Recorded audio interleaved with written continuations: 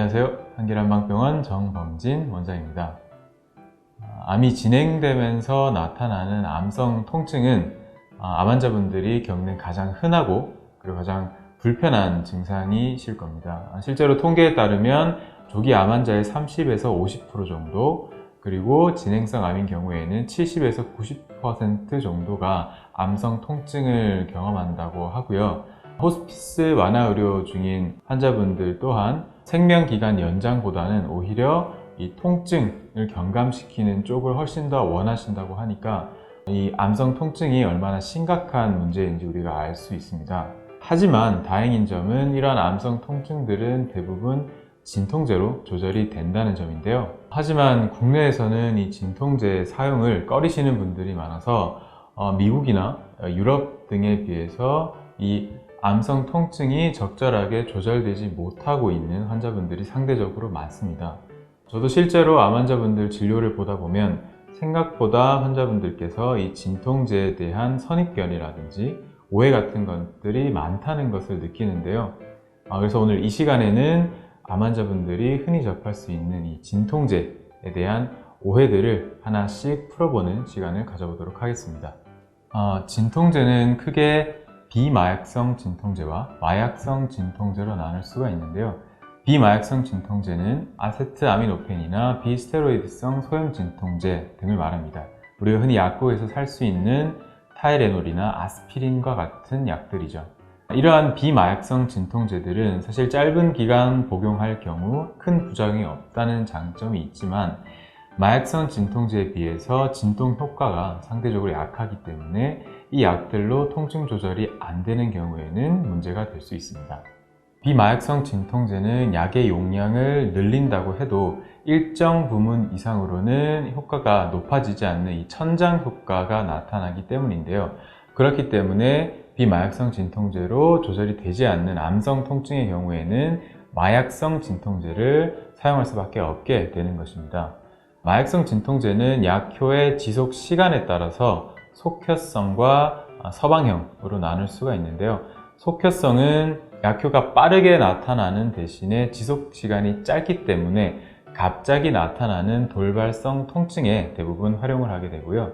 서방형은 약효가 천천히 나타나면서 지속 시간이 길기 때문에 12시간마다 복용하는 등의 일정한 시간을 두고 규칙적으로 복용을 하게 됩니다. 암성 통증은 종양이 신체 내부의 막이나 신경, 뼈 등을 침범하면서 보통 생기는데요. 수술이나 항암 방사선 등과 같이 공격적인 치료 이후에 나타나는 경우도 많습니다.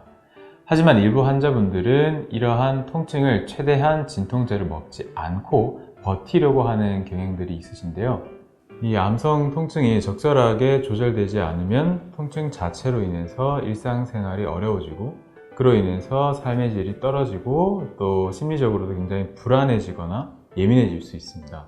사실 제일 중요한 부분은 이 통증 때문에 충분한 숙면을 취하기가 어렵기 때문에 기력이 회복이 잘 되지 않고 그러면 항암이나 방사선과 같이 공격적인 치료들을 버틸 수 있는 체력을 보존하기가 상당히 힘들어집니다. 그래서 이렇게 떨어진 컨디션은 우리 몸의 면역력들을 나쁘게 하기 때문에 장기적으로 봤을 때도 암 치료에 전혀 도움이 되지 않습니다. 이렇듯 암 환자분들에게는 없어서는 안 될 아주 중요한 마약성 진통제. 하지만 실제로는 많은 오해와 선입견들을 받고 있는데요. 오늘 여기에 대해서 하나씩 알아보도록 하겠습니다. 통증 조절을 위해서 마약성 진통제를 사용하는 경우 중독되는 일은 거의 없습니다. 실제로 미국의 한 연구 결과에 따르면 마약성 진통제를 사용한 12,000명 가운데 0.03%에 해당되는 단 4명만이 중독 증상을 보였다고 하는데요. 그렇기 때문에 많은 의료진들은 환자분들에게 적극적으로 이 마약성 진통제를 사용하도록 권유하고 있습니다. 마약성 진통제는 비마약성 진통제와는 달리 천장 효과가 없기 때문에 통증이 심해지는 만큼 용량을 증량해서 진통 효과를 높일 수 있습니다. 그리고 마약성 진통제 중에서도 약한 진통제와 강한 진통제가 있기 때문에 약 종류를 바꿀 수도 있고요. 그리고 서방형이나 속효성을 적절하게 조합해서 활용할 수도 있기 때문에 걱정하지 않으셔도 됩니다. 네, 마약성 진통제는 처음 복용을 시작하거나 또는 용량을 증량할 때 가슴 답답함이나 변비, 구역감, 그리고 어지러움 등을 호소하실 수 있는데요. 이러한 증상들은 사실 치료들로 인해서 완화될 수 있고 또 자연적으로 없어지기도 하기 때문에 부작용에 대한 걱정으로 진통제를 피하는 일은 없어야겠습니다. 네, 물론입니다.